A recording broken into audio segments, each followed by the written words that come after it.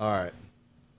Mario, what's the last name? Just pronounce it for me, dude. Dragustinovis. Okay, never mind. Yeah. Did we get that on recording? Because I'm going to have to hear that like 5 times, dude. Say that again. Dragustinovis. Grostivos? Close enough. All right, bro. No. Yeah. It's horrible. It's horrible. That's wild. It's a fun name. So what are you? Mexican and Serbian. Serbian. So that's I think so. I've been told. I really don't know now. okay. That's wild. Yeah. So my people are from my people. So they're from the Bay of Kotor, which is in Serbia, right? Let's go back to the 1800s real quick. They were on a boat. They were coming to America with products to sell. Boat went underwater. They drifted into Mexico, and that's where they stayed. Whoa. Yeah. Okay. So long ass story. Dang. Short. Yeah. So how many generations ago you're saying? Oh gosh, from the 1800s. So there's quite a few. That's wild. So if you go to dragustinovis.com, there's like pictures of everybody. Okay. So your family has its own website. Yeah. That's pretty cool, dude. Yeah, it is cool. And so like the name in certain areas of Mexico is kind of common. Okay. All right. I'm going to try and Kind say of like it. a Gonzalez or something like that. Kinda, yeah. But in certain areas, Gotcha. yeah. Yeah, like Dragostino Land. Dragustino Land. Dragostino That's City, good. dude. Yeah, I like that. We've actually been to Dragustino Land. It's called Ciudad Victoria, so there's a few of them there. Wow. Yeah. Okay. Yeah. Cool. Yeah. It's pretty cool. Is your family around here, or are you the only Dragostino? Or So I actually live down the street from my cousin. Okay. And I have a few others. They have a different last name. Obviously, my aunt married, took the name. Yeah. But I have her, my uncle, and a couple others. But I don't talk to any of them. I talk to my wife. Gotcha. That's it. How long you been married? We're going on 2017. So what's the math? 5, no, 8. 8 years. Yeah. 8 years together. Congratulations. Together 11. Yeah. How did you guys meet? Online. Yeah. Shout out. POF. All right. So we met on POF. Yeah. For the listeners out there, that's Plenty of Fish. Plenty of fish. Yeah. Yeah. I don't recommend the site. Stay away from it. Oh, dude. Yeah. Yeah. My mom's been on that site, dude. What? Yeah. No. Yeah. Oh wow. Hey. My mom- Not Mama Hey. Phil, man. I've Bro. met many moms there. hey, there was, bro. She's sitting there asking me, "How do I get on the Wi-Fi or whatever, dude?" And I'm sitting there trying to do it, and a message pops up, and it's like, "How about I come over and grab your hair?" And I'm like, "Oh, what the God. dude?" Damn. Yeah. That's amazing, Yeah. dude. I was That's like, great. Mom, what are you on? She's like, "Oh, it's just Plenty of Fish or whatever." Oh man. Okay. Whatever, dude. Yeah. So I was actually dating an older woman at the time. That's what you find on there, apparently. dude. Yeah. So she was 43 and Italian, crazy Italian. So she worked the bars, right? The Sturgis in Daytona, the bike rally. Okay. Yeah. So she was a bartender. She'd go up there and make like $3,000 on a weekend. And anyway, she left and she's like, "Hey, can you dog sit at my house?" I was like, "I guess." And I'm not doing anything. So I was just a degenerate, and I was like, I got bored, so I got on Plenty of Fish, and I kept scrolling and scrolling and scrolling, and I was like, I kept scrolling past her. She was a little heavier at the time, and I was like, nah, and then I said, you know what, fuck it. Yeah. So I messaged her, and I said, hey, I'm gonna go for a beer run. You know, do you mind if I just come by and just have a chat real quick or whatever? And so I showed up. And it was like game over from there. Wow. Really? Yeah, we stayed up talking from 8 p.m. to like 7 a.m. all night. So was it her mind that attracted you the most, or what attracted you the most to her? Her heart. Heart. Yeah, her heart. Yeah, she was just different, and I was like, man, I liked it, you know. And we've just been inseparable ever since. Were you so? You know, we know your story a little bit, but were you sober at that time? Absolutely not. Okay, No, I did a beer run. So I showed up to her house with a 12-pack. Well, I'm talking about like not beer, but I was thinking like, you know, the other hard stuff or Oh, something. no, I did just hard stuff that night. Okay, so yeah, that's why Yeah. I'm like, I was asking like, man, how do you stay up till 7 a.m.? Yeah, What? yeah, there was a little bit of drugs involved. Yeah, maybe not the heart. Not a little bit, it but a lot. Yeah. Yeah, maybe like a Red Bull or two. You know, Yeah, a some couple Red crazy. Bulls. Yeah, no, it was cocaine. Yeah. You know, and it is what it is. So that was my past, and yeah, so we just were inseparable. You know what I mean? And even we would drink a lot, we would hang out a lot sober, sometimes, and you know, she loved my son, I loved hers, and then we got married and had one of our own. Gotcha. That's a girl, right? Yeah. Boy. So all boys. You have 2 boys. Yeah, Okay. 16, 14. He'll be 15 in March. And then my Ezekiel just turned 5 in December. Nice, Maker of man. men. I like Congrats. it. Yeah, so much fun. Yeah. Yeah. Nice, dude.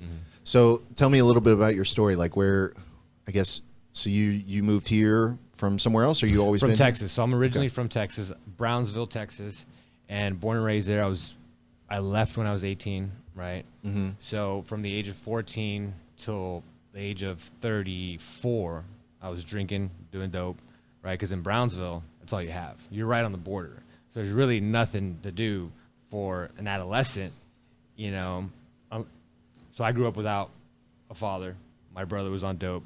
The environment I was in was just shit, right? Yeah. So if you're in that environment, you're going to get sucked into the life, right? So started drinking, doing dope at an early age, and getting stuck now. What was the first time that it happened? Do you remember that time? Like when you tried it first time? Oof, I was 14. My friends and we were driving around, right? Yeah. And I found the dope dealer, and we grabbed the bag, and we were all sitting at the mall.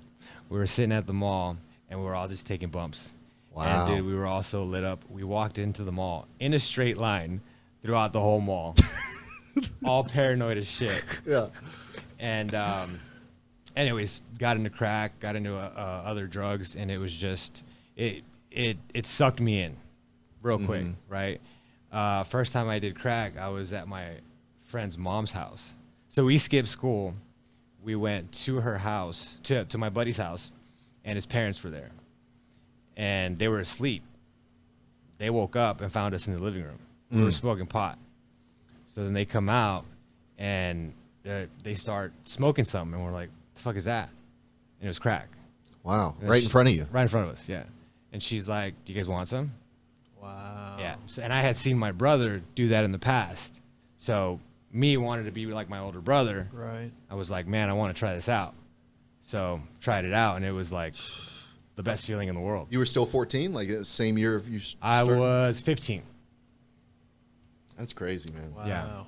Yeah, I was 15. So I mean, she was probably high out of her mind right then? Or? Oh, absolutely. Okay. Yeah, high off coke, or she on crack, and then smoking weed too. Gotcha. Yeah. It just had all the stimulants and Yeah. down. Oh yeah. So what was your journey from? All right, you're 14, you're smoking weed, you're doing cocaine, or 15 now, you're doing crack. Like, what made you move to Florida? So yeah, And okay, how 18 was years that old. journey? So 18 years old, I was like, man, this fucking town is horrible. There's nothing here for me. I need to get the fuck out of here. Yeah. So a buddy of mine came to visit. He moved to Houston. And said, hey, bro, I can get you a job, $10 an hour. I was like, holy shit, I'm getting paid $6 an hour. I'm like, I'm going to be rich. I was like, dude, I'm going to do it. I don't have anything here. Like, my life's going to shit, right? So moved up to Houston when I was 18, got the job at $10 an hour, and made a lot of fucking mistakes there too. Still, it doesn't matter where you're at. You know, it's who you are. Yeah. So I kept drinking. I found the dope. I found the friends and found the clubs, and it was just a shit show. Went to jail, did a bunch of stupid shit, right? And fast forward to the age of 19, I meet my ex now, and we had a kid together. Knew her for about 2 months. Got her pregnant. Yeah, gum. So when I found out she was pregnant, I told myself I can be a piece of shit and just run away, and she'll never see me again because she hardly knows anything about me. Or I can stick around and be the man that I never had around, right? Because I grew up without a father. Right. Yeah. So Your entire life, you didn't have you didn't know your dad at all. correct. Yeah, I didn't know my dad. So I stuck around for 3 years, and it was rough. Yeah. Like anxiety. Not only that, it was rough because I made it rough, right? I still wanted to drink. I still wanted to party. I still wanted to go hook up with girls. Yeah. And I felt like I was being held back. But I was trying to be a father. I mean, yeah, you're being I a was father 19. with somebody who's basically a stranger still. Correct. You know, you And really she was don't know that 25. person. Not that really makes a difference, right? Gotcha. So, yeah, did all that. Fast forward, I ended up getting a DUI in Texas, right, at the age of 23. Mm-hmm. And that was around December. I lost my job at the time. And then I was sitting around. My cousin has an AC company here. And I was talking to him, and he's like, hey, I got some work. We haven't seen you in a while. Do you want to come visit and work? Mm-hmm. And I said, sure, let's do it. So I got shit going on here in Houston. Yeah. So came up here or down here and got into work. I was here for about a week, and I was like, man, there's more girls. There's, I said, I love the beach. I love the lakes. The vibe just feels right. So I'm moving. So went, loaded up my shit, and just left. What about your son? At that time, my ex and I had just separated. Okay. And I had gone to jail probably a week before I left. Okay. So everything was just a mess. Yeah. And I said, and she was showing up to my house unannounced. So with everything going on, I was like, something bad's going to happen. So I took myself out of the equation. Yeah. I was like, I need to do something, right? So fast forward to here now. I started working, doing a couple jobs with a couple AC companies, and then I met my wife after a year. Okay. After a year. So my living situation, I actually lived for free for the first year. What? Yeah. So I met an owner. He owned a 30-unit apartment complex, and he told me, because he knew I do AC, right? Yeah. So in Florida, you got to get the ACs fixed. Yes, you do. And he was like, hey, I'll give you a free 2-bedroom apartment. You do the maintenance, ACs, drywall, electrical, which all I knew how to do. And you can have this apartment for free. You just pay your electric and your cable. So that's where I stayed. And, dude, I worked my ass off. Heck yeah. Hard. For that rent, you're saying, like for him? Well, for him and for the AC company. Mm. So, I mean, I remember one day I worked from 6 a.m. to 3 a.m. Wow. Because Yeah. that's really like two main full-time jobs at that point, right? Pretty Because you're much. having to do an apartment complex plus your actual 9 to 5 Correct. or whatever the case Oh, is. yeah. Yeah, and then Your fuel source is a little different for working 6 to 3 a.m. Are you using any stimulants at that time as well? at that time I was using stimulants and I was drinking. Bro, it made me a superhero. Got some jet fuel. Jet fuel, dude. Yeah. Yeah. So 6 a.m. to 3 a.m. and you worked your butt off for how long until you kind of... For that year. And then Really? I met my wife, and my wife's like, let's get you out of this shithole. Yeah. She's like, come live with me. And I was like, come with me if you want to live, Yeah. is what she said. Yeah. I was like, all right, yeah, cool. So we were together 3 months. And Okay. my wife likes a lot of attention. Yeah. So she's like, come live with me. And yeah, so we moved in together, and we went through our trials and tribulations, fights and alcohol and drugs and kids. For a long time there, I didn't have my son, right? And Yeah. she had her son with her ex, so whenever he would go on his way with dad, we would stay and play, Mm-hmm. Yeah. Yeah. And a lot of bad, a lot of good, but definitely a lot more bad than good. Okay. Yeah. So what was your wake-up call? So What my was- wake-up call was Mother's Year 2 years ago. Well, I guess it's like a year and 7 months now, 8 months almost. And my wife hit me with divorce because I was going out drinking. I was, bringing up fights just to get out of the house. I was doing dope, right? And I was never around. She was pissed off all the time. And was she trying to clean herself up at this time? She wasn't doing anything. She hadn't done anything in a long time. Oh, okay. Yeah. So I was like, she said, fuck you, I want a divorce. I said, okay, bye, I don't give a fuck. Do your thing. Do what you got to do. Mm-hmm. I wasn't happy at all, right? And I thought I wasn't happy with her. What it was, I wasn't happy with myself. Yeah. So she hit me with divorce, whatever. I kept doing my thing. And one day I sat down and I started looking at my kids, right? I had got locked up within that time too. I got arrested. So, and my son saw me get arrested, all that shit. Yeah. So I was sitting around and I was like, something hit me. I was like, what am I doing? Right? I looked at my little one. He was always sad, like kind of a depressed feeling, right? My older ones didn't like me. They never wanted to be around me. And I was like, what am I doing? What am I doing to these kids? Yeah. Right? So I grew up without a father, and I had my childhood, right? Whatever that was. Fucking sucked. So I told myself, I'm creating a worse environment than what I had when I was growing up for them. So at that moment, I was like, I got to make a change. I got to do something. Right? Mm-hmm. And then at that moment, I decided to hire a mentor. Okay. So you hired a mentor. I hired a mentor. And this mentor, is he still with you? Or is it? Yeah, if I reach out to them, yeah. But so it's a paid mentorship, right? And he's somebody I found on Instagram. And he kept... Like a life coach? Yeah, I guess, basically. Sure. Yeah. And he kept, through his videos, he kept saying, you piece of shit, you drunk, you da-da-da-da. He had been locked up in penitentiary for 10 years, right? Okay. So he had a crazy story. So I related to him a lot with everything he would say. And it always felt like he was just talking to you. Yeah. Right? And then every morning I'd wake up hating life. Fuck, my gut hurts, my bones hurt, everything hurts. My family's hurting. And I was just over it, right? Every day I would tell myself, this is it. I'm going to stop drinking. I'm going to stop doing dope. But then a couple hours later, I'd be back in the same fucking cycle. I lie to myself every fucking time. Mm-hmm. Always breaking my word, right? And so when I gave in, I said, fuck it. This guy's online, and it's weird, right? You're hiring somebody that you don't know that's online that's saying he can help you. Yeah. I said, I don't have anything else. Like, I'm literally going to lose my family right now. So I said, fuck it, whatever. So I paid $7,500 for this guy's mentorship. Whoa. Yeah.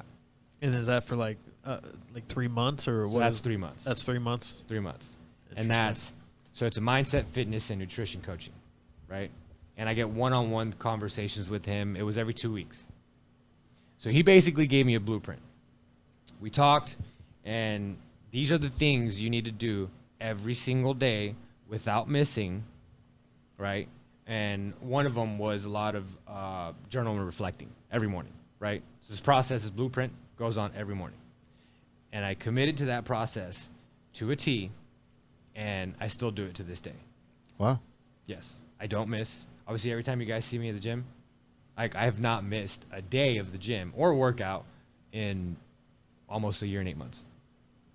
So since that time, Correct. Wow. Since Mother's Day, 2 years ago or whatever, I have not stopped. Yeah, what is that, 23? Mother's Day, Yes, 23? 23. Yeah. Interesting. Yeah. Have you ever heard of a program called 75 Hard? Yes. So that's a similar process for me. It's kind of a funny story. I don't know if Justin told it or not when he was on the podcast, but pretty much, long story short, we were at a friend's house, and we decided to do shrooms. And it was my first time doing shrooms, and it was like 3.6 grams of like a mushroom called penis envy, which is pretty potent mushroom, I guess. And so we all took it. I was chilling, and the people's house that we were staying at, they started bugging out. So I was like, I'm kind of a lone ranger. I'm like a lone wolf. If I'll leave. I'll leave a situation and go by myself, whatever. But my brother apparently had a bad trip, and it ended up making him realize that he needs to get his shit together, his act together. He felt the pain. He felt the pain. He thought he ruined my life. It was the whole thing. It was a trip. And that happened on like Saturday, or that happened Friday night, and then Sunday morning he was like, "Hey, we're doing 75 hard on Monday." Nice. And I was like, okay. And then ever since then, I've done it every single year from 2020 onward. And 3 things have changed my life. 1, relationship with Jesus. Second one is 75 hard. And then the third one is I think we had that conversation at the gym with my ex and what happened with that. So those are the 3 main things that have positively changed my life entirely. So the routine, the blueprint, I can relate to a lot. But you've done it for, you said, a year and 8 months without missing a beat. Correct. Which is crazy. So what is your blueprint? If you're allowed to share. Absolutely. I mean, it's what I preached it in on my Instagram, right? And it's no secret. The thing is just doing it, because you can tell somebody to do it all day, but will they? They'll say they'll do it for like. And what happens typically? Somebody starts the gym. Like everybody probably, many had this New Year's resolution. I'm going to be in the gym every day. I'm going to lose 100 pounds, blah, blah, blah. They'll start, you know, for a week and a half, 2, maybe a month, and then fall off, you know, because they don't see results. Yep. So obviously $7,500 is a pretty big investment. Yeah. Right. So I was like, I'm going to get my fucking money's worth. Yeah. Not only that, I was ready for change. It wasn't really about the money. I wanted to know what worked. It was hope. It was hope. Yeah, and again, being hooked on drugs and alcohol your whole freaking life, like, I don't know shit. I really had to reprogram my mind Yeah. to be different. I had to kill the old me. Yeah. And so every morning, I wake up about 3:30 a.m., right? I'm not going to say I don't miss on my wake-up time. Like, there's been times where I've been beat tired, and I'll wake up, like, at 6:30, right? But even then, even if I wake up later, I still hit the same routine. So right now, it's at 3:30 a.m., I'll wake up. I'll think gratitude. Very first thing. I'll say thank you. And this is for anybody out there, if you can't think of anything to be grateful for, you're a complete moron. Because just the fact that we open our eyes and get to take another breath and enjoy the day, be a father, be a husband, be wherever, go to work. Like, that's just the best thing in itself. So I think gratitude, right? If I can't think of anything, I'll just say thank you over and over and over again. And then I'll go sit in my living room and I'll meditate for 4 minutes. So I'll breathe, I'll meditate, I'll just quiet the mind. And from there, I'll just lay back down and I'll pray. I'll pray for everybody in my life. I pray for people that I come about that need prayer. And then I'll go have my 32 ounces of water. And then I will eat my breakfast and then head to the gym. And I'll kill it at the gym, and that's my morning routine. That's it. Is there anything in the afternoons, or is it just that's the blueprint? Is your first 3 hours, and then? So that's my blueprint. So I modified it some from what he gave me. Right, I made it my own. But yeah, that's what I do every single day. So you win the morning, you win the day. Absolutely. Okay. So and in regards to like later in the day, so now I'm starting to implement before I go to bed or while I'm falling into sleep. I'll think of the person that I want to become, you know, how much better I want to get, what I can do to get there, right? And then I'll pray with my son. Okay. Yeah. That's awesome, man. I was going to ask, does your day start the night before? Does my day start the night before? So like your morning, you're waking up at 3:30, right? What time are you going to bed? Typically I try to be in bed now about 8:30. 8:30. Are you doing anything? Are you setting out your gym clothes? Or Nope. Are you getting anything set up for the following day? I just flow. I just wake up. I know my stuff's washed, and I just go in there, grab it, and go. Nice. Or do my routine and then go. Gotcha. Yeah. Nice. So before this moment with this mentor, did you try going sober a bunch of times before that? Absolutely. I just made a post yesterday. I posted a lot of like my fat before pictures, and there was a bunch of different ones because that was the amount of times and more, because I didn't post them all, that I would tell myself, this is it. This is how I'm going to keep myself accountable. I'm taking the picture. I'm going to make this massive transformation, and when I make it, I'm going to post it, right? And I never followed through. I would break my word to myself every time. So here's something that happens in your mind when you break your word to yourself. You call yourself a piece of shit. Your self-talk is horrible. If your self-talk is horrible, you're negative inside. You hate yourself. You hate yourself, you're going to put hate on others. And that negative energy just radiates. Let me ask this. Speaking of negative, so I have a few things to also add, because you were talking about gratitude, and that was, for me personally, that was the thing that helped me tremendously through that my trial, essentially. And there was times where I didn't know what to be thankful for, but I was like, bro, I got air in my lungs and a beat in my chest. I got 10 fingers, I got 10 toes. Like, I was being silly with it. You know what I mean? But just that gratitude, I think of gratitude as like when you're in the dumps, it's a cloudy day, and each time you say like a gratitude or you're grateful for, it's like a little ray of sunshine shining through a cloud, and enough sunshines go through that cloud, you're eventually going to have a sunny day. Absolutely. So that's kind of how I view it. So I 100% relate to your gratitude aspect of it. So throughout the day, I mean, this whole past week, when you're talking about like the weather and stuff, it's been shitty, right? Yeah. Cloudy, rainy, and for us, for my business, it really drags it down because we can't do much. It's cold. ACs aren't breaking. It's like we don't have anything. So I just hired all these people. I'm spending all this money. Money's going out. Not a whole lot's coming in. So I'm like, shit, right? And my butthole's puckered up. And I'm like, damn. But you know what? It's going to be all right. No matter what happens, everything's going to be okay. So in that moment, whatever it is you're going through, you really just think like, what am I mad about? What am I grateful for? I'm grateful for the fact that I'm getting to drive my truck right now. I'm grateful that I get to go home right now to see my kids. Whatever, the smallest things, right? Even having basic electricity, bro. Like, you got to think. There's people anywhere around the world. Yep. Like, it's the small things that really matter, that we take for granted. Yep. You know? Yeah, I mean, the breath in our lungs, man. Just thinking about just another day on Earth for me. You know, it's simple.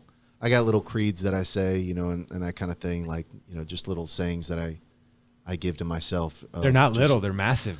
Yeah, and it's one of those things where I just have to, I guess my brain doesn't stay very present. You know, it doesn't stay in today much. I'm usually thinking about either something in the future most of the time or something in the past. But there's times, man, where I'm looking at my wife and she'll see my eyes glaze and she'll say, "Where'd you go?" Yes. And I go, "Hey, I was fighting somebody. Hold on. Sorry about that." My wife told me the same thing. Yeah. Where'd you go? Yeah. And you know what's bad about mine, dude? If I zone out, I don't know if y'all have seen this on the podcast or not, but dude, my eye goes lazy. Oh gosh. Yeah.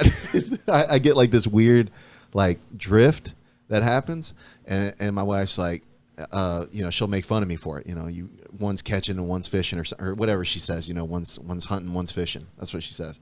If she sees my eyes like draining like that. But dude, that happens all the times when my kid is telling me, like, it's hard for me to be present for my kids sometimes whenever they're telling me a story and they're giving me all these weird little details that are just kind of like, all right, honey, yeah, I know your teacher was there. Yeah. You know what I'm saying? But you know, just being appreciative of the little things is key to proceed. But I guess for your previous attempts, did you try anything like AA, NA, any of the typical? I tried AA. I went to a class. I said, fuck this shit.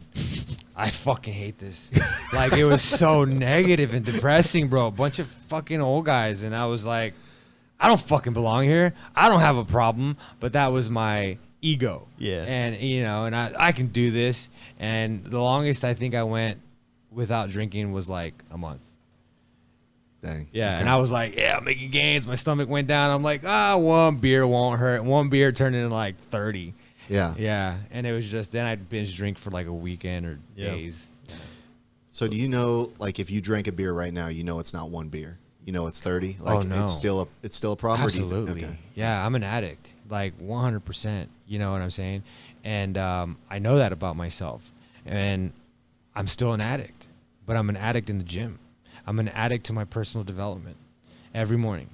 That's what gets That's what gets you high? Correct. So that's an energy, right? Yeah. You apply that energy towards alcohol, or you can apply it to fitness and different lifestyle. So I've transferred it. I'm still an addict. In the gym, I'll have one more, and I'll keep going. Yeah, his legs will be shaking. Yeah, on this thing. It and sucks. It'll still go. It sucks. It hurts. Yeah, it is pretty impressive how much you strain and just like, I could tell that you're burning, and then it's like The biggest smile on your face. Yeah. Yeah. He does What's smile. wrong with this guy? And then it's like 20 reps later. Yeah. And then it's like, oh, now it's real good. Now it's real Holy cow. That feels so good, dude. I'm high. I know y'all can talk about this. I do not. I don't get high at all in the gym, man. It's a place of like, for me still, I'm in the mindset of like, I know I have to do this. I know I have to take care of myself. That's why I'm here. I'm not there because I'm enjoying any aspect of it, dude. No, I have to. Yeah, it's kind of like recess. I think of it as like recess for me, almost. It's like my playtime during the day. What about I get to? I also agree with that. For me, it's a matter of like, it's a matter of faith in some aspects for me, where it's like, all right, I need to be obedient to like take care of myself. Like, he gave me this body, you know, I need to take care of it. And it's just one of those aspects where if it was up to me, if it was my will, yeah, I'd be sitting there just chilling. Like, it's just, I don't know, man. Well, you can be healthy and not work out.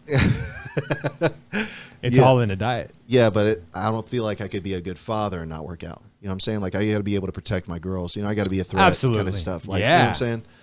And You and have I- to be and I able do- to be dangerous. And Correct. I do jujitsu, and so Good. it's like I will get whooped if I just like let it all go to flab. Sure. You know, like and You have nothing boys? motivates you more than not getting your butt whooped. You know what I'm saying? Like, especially there's a couple guys.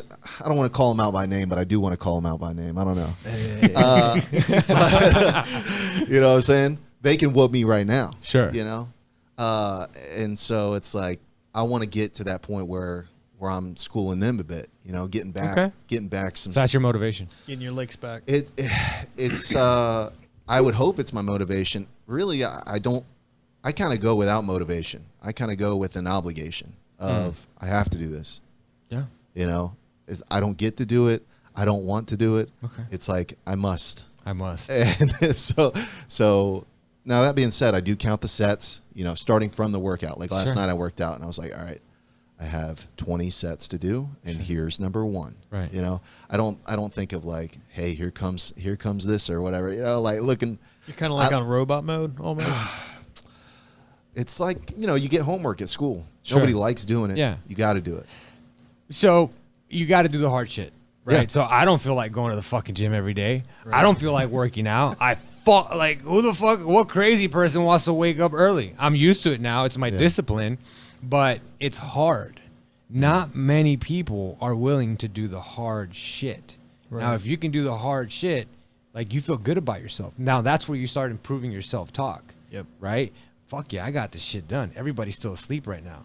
Like, I'm up, I'm meditating, I did this, I did that. I did most in, I mean, so many people right now in the morning, you know? And then I go crush it at the gym. Then you come out feeling like a complete savage. And then you're like, I beat the sun up this morning. Yeah, dude. And you feel like Superman. Like, you elevate your frequency, Yeah. right? I have a question, if you're Go okay. Is it better to think less negative thoughts or more positive thoughts? Oh, you want to think positive all day. Even when shit's going wrong. Even when shit you fucking hate it and it's everything's fucking falling apart, or you feel like it's falling apart. You have to stay positive. You have to think. Because, so anytime I feel like shit's not going my way, I'm like, it is going my way. Why? Because I'm growing in these moments right now. Yeah. This is the best time right now. So automatically I'll shift it from a negative to a positive because I know I'm growing and I'm getting better. And for me, if I'm getting better, I've already won. You get what I'm saying? So you do both technically at the same time. So I have to. You So think I'll- less of the I'm not- negative and then more of positive. Yeah, so you're always going to have the devil. The devil is negativity, right? If the devil comes in and he's like, I don't know, say lust or these negative thoughts, say you're thinking about tomorrow, like, fuck, this is going to suck, blah, blah, blah. I'll stop myself. I'll be aware, self-awareness. I'll catch myself and I'm like, no, it's good. It's good because I'm going to grow from it, right? And that's how I take it. I don't allow negativity to seep in because then it seeps in like a cancer or it sits there like a thorn. And that thorn will just cause you pain for so long. And then what does that pain bring? You bring in self-doubt, fear, procrastination, and you're like, man, I want to feel comfortable. I want to feel good. Let me go get a drink. Let me smoke that weed. Let me call this girl, right? Let me go to the casino. Whatever your fucking vice is. Right. Play video Pleasure. games or something Any like that. type yeah. of pleasure. You'll get lost. You'll get sucked in, and that's where you can't get out. You can't get out. That's where a lot of people are. That's how they get hooked on drugs. That's how they hooked on the drink, right? I was lost. I felt alone. You know, my mom was always working. I didn't have anybody. My brother was doing his own thing. He was on drugs. So I was looking for love. I was looking for acceptance. So all the stupid shit I did, smoking weed, I was trying to validate myself through my actions and my habits. You know what I mean? Yeah. So I don't know. I mean, for me, I guess I just put less. There's just a lot in my life, I guess, I do without wanting to do it. that's good. You know, and so I kind of value my days based off of execution. That's it. You know, Nice. I could think negatively all day, and but if I get it done, I get it done. Whether I think positive throughout the day or whether I think negative, if I still made my calls, if I still went and trained, if I still lifted, if I still took time with my kids, if I still played the toys, played Sure. the games and stuff, it's like, I guess because, I got two young kids. I've got, a job that I'm not happy at, Sure. and so it's kind of, there's a part of me that just says, you still have to do the day. You Now, if still you don't- have to attack, If you don't mind me asking, why do you say you're not happy with the job? It's just not something I think, okay, so here's my thing. Let me I'm gonna Jesus juke you real quick. Okay. Let's go. So all right. But I think that, my mom got into a situation, mentally ill kind of situation, and I had to step in Sure. to the business. And not my path. Not what I wanted to do. And at first it was kind of cool because I was, I've always worked like 3 jobs, 2 jobs, or at least, right? So at that time, I had just left one and I picked up this one at the time, and it was just kind of like, all right, I'll step in for you, Mom, or whatever. And then now it's become a decade later, I'm still doing this, and it's like, hey, this was not supposed to go this long, Sure. but she still needs me this long, like she's not able to step in anymore. Sure. And it does suit me in a way in which I can work from home. Sure. But yeah, dude, I'm not looking forward to 9 a.m. start. Like when I clock in, it's just kind of like, all right, which is probably why I'm somewhere else in my mind most of the time. Absolutely. Because I don't want to be there. not I present. I don't want to be present because I still have to execute. Sure. And so it's like I understand there's an importance to gratitude for sure. Hey, God gave me another day today. But then if God says, hey, he who doesn't take care of his family is worse than an unbeliever. Like that's a strong verse for me. I'm like, Absolutely. dang, okay, I got to get after it. I got to take care of my mom. And it's not like, hey, unless you hate it, then you get a pass. Sure. There's no verse after that says that. No, it's kind of like, no, I expect this of you, so you're gonna execute. And so I'm like, all right, I guess I got to execute. And so I guess that's where I'm at, man. I'm kind of in this weird spot in life where it's like, I'll do what you told me to do, but I guess the enjoyment will come later, man. I've been in that situation. I mean, right before I got sober, I fucking hated my job or my business. Hated it with a passion. But I started it and I was like, I can't stop it now. I'm like, I said it'd be money wasted, time wasted, and I would just drink more, right? Because Yeah. I fucking hated it. And then so once I kind of shifted my perspective, it was great. Like Yeah. everything changed. My business, it was going to shit, and everything, like we doubled last year. That's and I awesome, was man. like, holy crap. Now I'm moving. So now there's people in place to run and grow the business. But I went from hating it to loving it. You got some? Well, yeah, I think that there's been times, there's been little times where it's been like, this is nice because I had 2 girls in the time that I've been working this job, so I've been able to change more diapers than anybody in the house. I've been able to Sure. do all the dad stuff, man, and it's like I got to really raise my kids. Sure. And That feels good. Yeah, absolutely. That's been awesome. Yeah. So there's blessings in that, but also I kind of see the benefit of when you're in a bad situation, or a situation. I wouldn't say my situation is bad. I don't want to be dramatic or anything Sure. like that. I would just say that I don't enjoy my situation. It's a suffering kind of deal, but it's not like I'm being. It's not like I have like real bad, I guess, evil coming at me or nothing. It's just kind of a boring life. A you know? monotonous, Mundane. mundane. Yeah. And it kind of drives you to prayer, man. It drives you to kind Absolutely. of be like, all right, man, like this is getting old. I need to talk to you or something. I got no coworkers or nothing. Like who else It's am I you. going to chat with? You know what I'm saying? Like, so it's definitely grown my faith in that sense. And even doing this kind of stuff, like I get to think about the content. I get to think about, and this is kind of my, like how I'm living out my faith is doing this kind of stuff. And so I don't think this comes about if I'm busy doing a job where I'm interacting with people and stuff. I think this idea comes from the loneliness and comes from, I get it, kind of like your outlet, silence. kind of. Yeah, for sure. Like, I mean, you're the first guy I've talked to in this week, dude. Okay. You know, like in person, outside of Work. my family. Wow. Yeah. Okay. So You need to go to the gym more. I do go to the I gym, haven't seen but it's you. like at 11 p.m. now. Oh, you know? later in the I'm day. hitting the late night. So Sure. but yeah, even in so, I mean, Tony knows. Like, I'm not a big talker No, he's not. out Yeah. in life. You know, this is a real stretch for me to. It seems like you need it though. I don't know. I do. I think we are all built for community. Well, and I think the community that you build isn't necessarily where you go to church. Yes, that is a community, but the gym is a community. Every time I go to the gym, to be fair, I go to Southern Strength now because now I just want to kind of get in and get out. Yeah. But when I was going to when I was going to Just Move, you would get onto me for having conversations with people just because I'm Bitch, just shut up and work out, bro.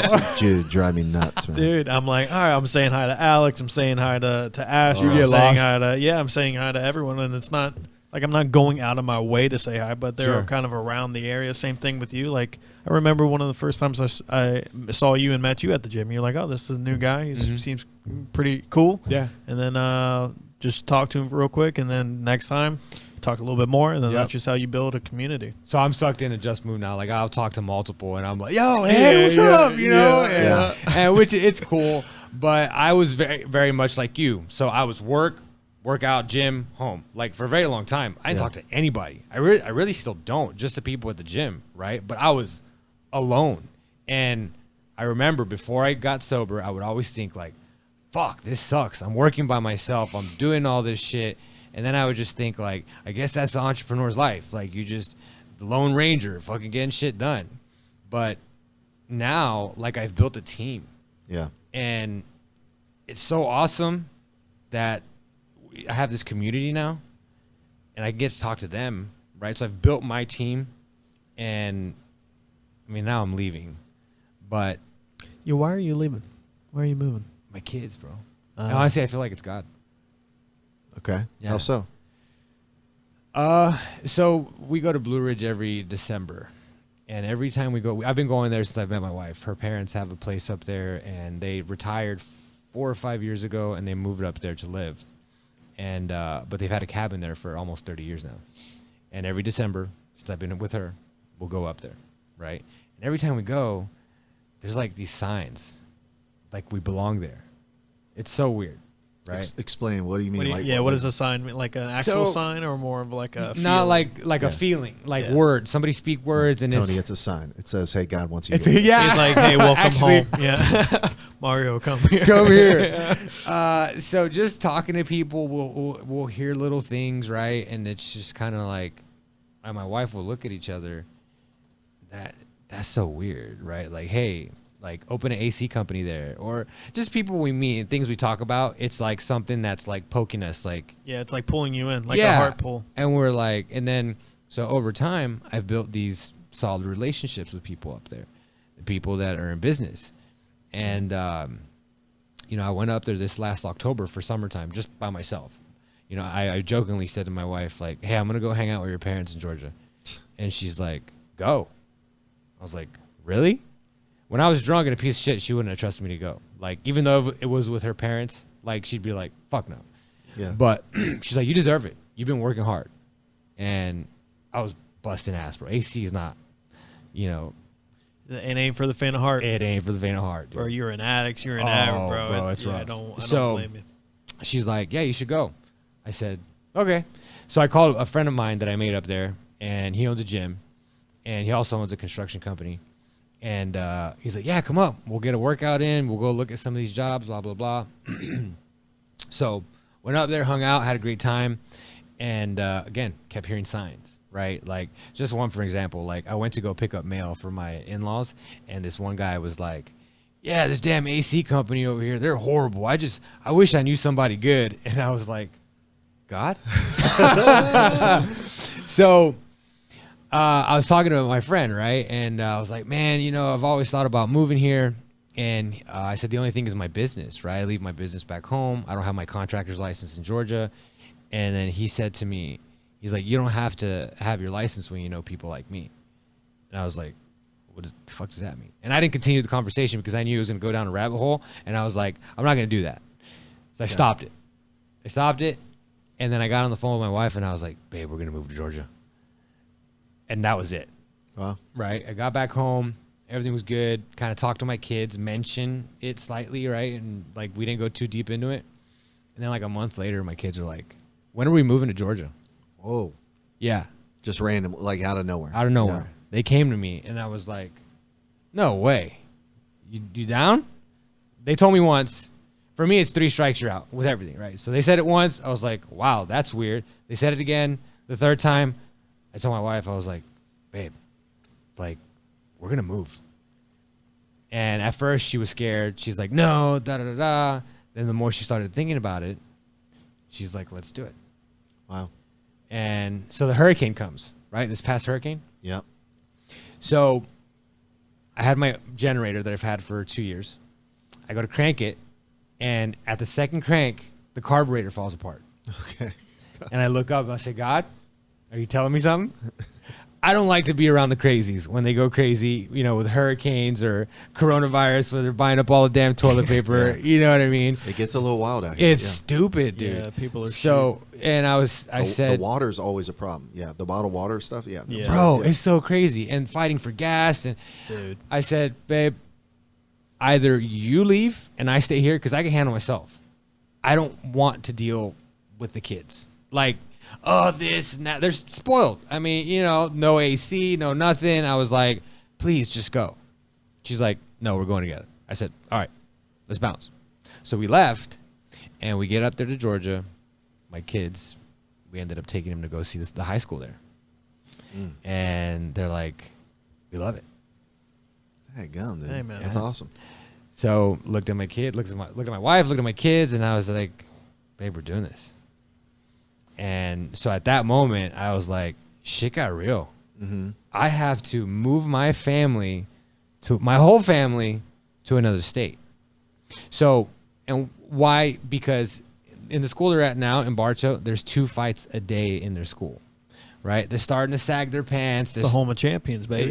Yes, they are. They are champions. They're good. They're good in sports. I'll give them that.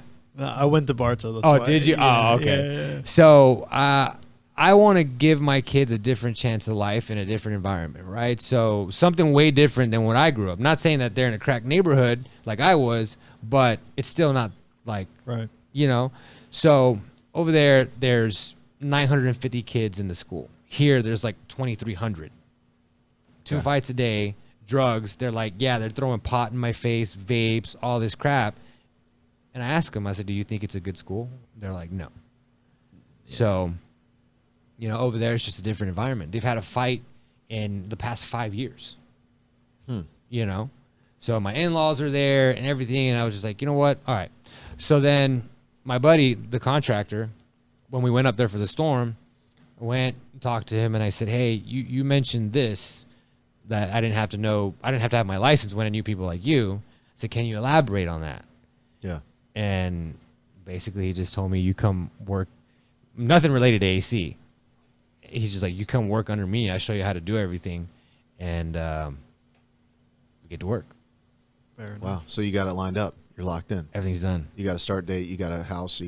I got the house. I got everything. And everything fell in place, bro. Yeah. So see that transition, man. I had no team. It feels good. It feels good to see all the things. I mean, I've had moments in my life like that too, where it's like the doors just kind of flow, man. You know, it's just like, ooh, so there's more. You're in like a different zone, you know? There's more. So I've hired and fired a couple guys, right? At this point, when this all happened, it was just me again, right? And so it was me and my installer. So my installer ended up getting his own contractor's license, and then he quit on me. So I was like, crap. Yep. All right. So now I'm thinking, I'm going to sell the business. Is the business worth anything? Probably not. Then I just kind of sat around and thought, I said, I don't know. We'll see where this goes, right? So I reached out to a couple people, made a couple phone calls, and I was undecided what was going to happen with the business. So ended up getting a phone call from a friend of mine. He's like, hey, you still looking for a guy? And I was like, I was leaning more to selling it. Yeah. I was like, yeah, not really. He's like, what you got? And he told me about his friend. He's like, hey, I used to work with this guy. He's really good at sales. He's young. He doesn't do drugs. He doesn't drink, which is very rare to find. And especially in construction. Yeah. Right? Yeah. And, Blue collar. and we linked up, and he told me a story very similar to mine, reminded me of me. And I basically said to him, I said, you're going to change my life, and I'm going to change yours. Okay. And so I hired him on, and we did very good last month. It's one of our slowest months. We did very good. Nice, man. Yeah. So then we start meeting other people, right? So now he's my general manager, and then he knows other people, and we meet, and he was great. So now we have an office guy that can help bring parts and kind of back him up when he needs it. Okay. And now we have him. I've hired an installer. We have a helper, and everybody's goals and everybody's values and align with who we are as a company. Nice, man. Right? So basically the company's going to run itself now. That's and I beautiful. did it. Like, it happened, not me, it was just God. Like, the business just stayed in place without me even trying to find somebody. You know what I mean? Yeah. I've heard you've talked about God multiple times. Like, what does that relationship look like, or how did that relationship start? What was that journey like, or has been? Well, have you ever heard of Fully Alive? The Flyleaf song? So it's like a Christian retreat, right? Okay. And they're out of Texas, but they have a thing they do here in Polk City. And I went to that a couple years ago, and I got saved during that time. And I broke my hand, and my father-in-law was like, would you go to this Christian retreat? Because everybody knows fuck up, right? Mm-hmm. And at the time, this was like 6 months before it had to that it was going to happen. And I said, yeah, sure, I don't have shit going on, whatever. Mm-hmm. Then the time comes for me to go to this retreat, and I was so busy with business. Like, it was my second year in business, and I was so busy. And I told my wife, I was like, fuck this shit. I don't have time. I'm not going to go. No, I'm not doing it. Right. And then she's like, you're going to go. Just go, please. Just try it. Right? Again, I've been a degenerate for a long time. Yeah. She wanted something to save me, to fix me. Right? Yeah. She loves me. It gets desperate, man. It gets desperate. She didn't know what to do. Yeah. So I was like, whatever. And I go to this Christian retreat, dude, and it was something I had never experienced before. One of the most amazing things. I left there. Everything was different, bro. Colors were more vibrant. I felt different, dude. It was so good. And so I was saved during that moment, right? During that retreat. It was like a 4-day retreat. And I'm not going to tell you I'm like a Bible thumper. I'm not in the Bible every day. I've read Proverbs, and I'll read a couple of, chapters here and there. But I connect with him daily. I try to anyways. I pray every single day. Every day. I pray for myself, my wife, and many other people, right? And that's my relationship with him right now. Do you feel like he brought you out of all this, or do you feel like? Yeah, I was going to ask what that timeline looked like from getting saved to that Mother's Day weekend. That was the beginning of it. Yeah. Right? The timeline was probably 2 years later. Okay. Yeah. It was 2 years later when I really, truly, killed myself. Yeah. Yeah. I mean, that's biblical, Whoever loses life for my sake will find it. Whoever just picks up his cross daily and follows me, it's like that. What you're talking about of just like losing the old man, the old creation has passed away, the new has come, kind of stuff. Sure, that's all scriptural. Just it's like it all goes back to the Bible. You might not be in the Word that much, but you're saying it right now for sure. It's like your life story. I've gotten that a lot from a lot of people. They're like, "What you're saying is biblical," and I was like, "Great." So one of the sayings that I have, or that my mentor has, and we all say, if a man is right, his world is right. So if you do the right thing every day and rid yourself of the devil, of the evil, the negative thoughts and negativity around you, you'll be right. Mm-hmm. You'll be good. You know what I'm saying? Yeah. And bro, for example, like women, I used to lust all the time. I'd go to Publix, my head was on a swivel. Yeah. Like Publix was a spot, huh? anywhere. Yeah, just give Publix as an example. And my kids would even see me do that. Yeah. Like gawk at women. Yeah. Right? And now it's just like, it doesn't faze me. You know, I'm gonna be honest with you. So I used to have also an issue with like lust, but now I don't know if it's a prideful thing now, and I probably should look at it. But it's almost like I don't respect men that are like that, like they have the head on the swivel, that are always checking out people. Because to me, it's like, bro, where's your self control? Sure. You know what I mean? That's how I see it. Because I've been that person that was like that. They're looking for something. Yeah. They're lost. Yeah. You know? They're looking for validation. I feel like. Validation, 100%. And if you do the right thing every day, for me at least, like the lust is gone, the need or want to drink is gone. I mean, don't get me wrong, it took me a long time to get to this place how I feel now. Yeah. Right? The first 6 months, like I'd still get cravings. I'd still like, it probably wasn't until like a year and 3 months that I was just like, all right, I got control.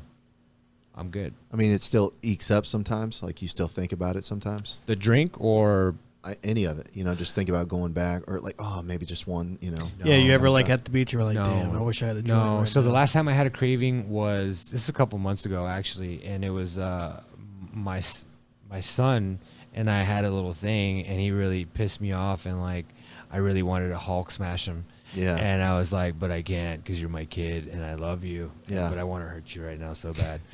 And so I went outside and I was like, this is the first time I've ever had a craving. I wanted a drink to calm down, to just feel good. And I was like, again, I'm a guy with three strikes, you're out, right? So I felt the feeling 3 times hard where I wanted to have a drink. And I said, what the fuck is this? I haven't felt like this in so long. Mm-hmm. And I did what got me sober, burpees, right? My routine and burpees. So I literally went outside and did burpees until I couldn't breathe. Dude. Until I couldn't breathe. Your son's inside like, Dad's so mad. He's doing burpees. Man. He's out there doing burpees. So I told my wife, I walked out, I said, fuck this, I'm gonna leave. I'm gone for like a weekend. You're not gonna see me. I need to get away. I need to get away because this is bad. This isn't good. I haven't felt like this in a long time. Blah blah. Oh man. And then I go do burpees. Right. I did like 200, and not in a row. Like they were broken apart. But I was like, it's still not out. It's still not out. So I got done, and like I just prayed, and I felt so good, and I felt like God was there. And then I was like, I'm good. I went to my wife and I said, babe, I'm sorry. I said, I love you. I was just being a little bitch. And I said, it's going to be okay. I love you. And this is so awesome. That's how I feel after jiu-jitsu sometimes, man. You just don't have anything left in the battery to be like, what am I mad at? Right. Yeah. Exactly. You're like, oh. Dude, it's like, you get so hyped up. And then that first line back is like, hey, my bad, dude. Yeah, I know I said a lot of stuff. But it was me, man. So what is that? What is that, though?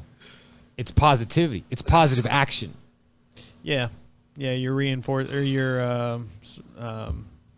you take movement. I mean, literally, you get pissed off. I mean, everybody handles it different, but aggression's really, if you get it out, like, you're good. But you can go wash a car, fucking clean your house, do some kind of positive act in your life. Yeah, that's why I believe nice guys are more dangerous than dangerous men. You know what I mean? I mean, a nice guy can be a bitch. Does that make sense? A nice guy can be a bitch. Oh, thank you. Yeah, thank you for absolutely. saying that. A nice guy can be a bitch. Well, that's what I'm saying. But Yeah. they don't have any outlet, right? So because that's all pent up aggression, and then they'll eventually lash out. You can kind of read the room. Yeah, eventually they'll lash out. Yeah, Right. yeah, because they're too nice. They Right. let things go, and you Right. can tell, like, dude, I will eat you alive. Right. Type of thing. But because you can sense their energy, and I mean, who knows? Low testosterone. I don't fucking know.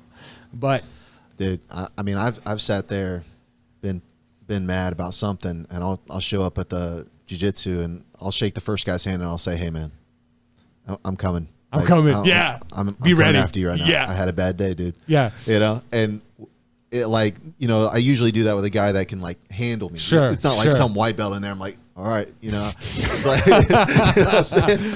But it's cool because since I started doing that, like those guys will come up to me sometimes and they'll say, hey, and I'm like, oh, okay, all right, cool, give it back to me, you know. Good. Whatever. And then so it's like, it's just therapy, man. It It's is. just Yeah, it is. active therapy Absolutely. going on, you know. Yeah. And so I think I get what he's saying, like nice guys holding it in, but at the same time, I think a lot of those guys, you know, they use their mouth to throw jabs. You know? Oh, yeah. And I'm not really a guy that wants to. I used to be that guy that would say a lot of mean things, but now it's just kind of like I'm kind of done talking about stuff. You know, Sure. it's like let me just go beat somebody. Sure. You know, Yeah. let's go fight. Yeah. No, I get it. Or burpees or whatever. Sure. You know, it's like Yeah. activity. I'll think in my head, like, I'll have, like, I mean, because people still make asshole comments, right? And I'll be Yeah. like, in my head, I'm like, please stop. Yeah. I want to hurt you. Yeah. So bad. But don't make me do this. You know, which I wouldn't. It's self-control, Yeah. too, right? Like, Yeah. yeah, it's so important. But it's most of the time that I hurt the most whenever I'm saying things when I'm mad. You know, so it's like learning To control that. Yeah, just Take it all out on I'm going to be something. silent now. Yeah. You know, and so it's not like I guess I feel like if I was just a nice guy, it would be, you know, me holding that in, but really it's just transferring it Yep. to something else. Yep. And Right. letting That's it. somebody else tap to it. You know, so For sure. it's just one of those things. But you know what I'm saying? I do. You know what I'm Yeah, saying? absolutely know what you're I saying. don't even know. I mean, would you consider yourself a nice guy, Tony? What do you? How do I you think- handle things? I think I used to be a nice guy, and then my divorce kind of made me. It shook me. Sure. It shook me enough to where, like, all right, It hurt. Yeah. Enough pain makes you change. Absolutely. So That's what it takes. and that's what happened. So I would say before the divorce, I would say I was a nice guy. Yeah. There's no change without pain. Like, you have to feel true pain. My pain was my kids and my wife, Yeah, and that's what got me. wanting to divorce you and stuff like that. You're Yeah. saying? Honestly, it was my kids. Yeah. Just seeing them, I saw myself, and I was like, what the fuck am I doing? I'm recreating this cycle. The next generation's going to be like me, if not worse. Yeah. I need to end this now. Were they? I mean, I guess they knew that you weren't there for them like you should have been, but were they aware of your situation? What was going Absolutely. on? They were. Okay. They knew I was doing drugs. I thought they didn't, but they knew. They Wow. saw me drunk doing lines. Dang. Yeah. Okay. So, Huh. I mean, But also what a testimony as well. they found bags. They didn't like do anything, but like they just knew I was up to no good. They would see how I would treat their mom. They would see how I'd get home. Sometimes I'd be drinking all weekend. They'd see me sitting there. Oh, they'd be like, Dad's acting funny. And that was pretty much them knowing, like, that's fucked up. Them knowing that, do they hold any of that against you? Like, do you Not anymore. not anymore, but for a while thereafter, like They didn't want me around. Yeah. They did not like me around. Yeah, they didn't trust you. Yeah, now it's like they see me and they're just amazing kids now. You know what I'm saying? Like Yeah. I'll talk to them. I'm very disciplined with myself. Mm-hmm. And I'm not disciplined like that with my kids. I don't tell them what to do. Obviously, if it's something like clean your room or something, like, yeah.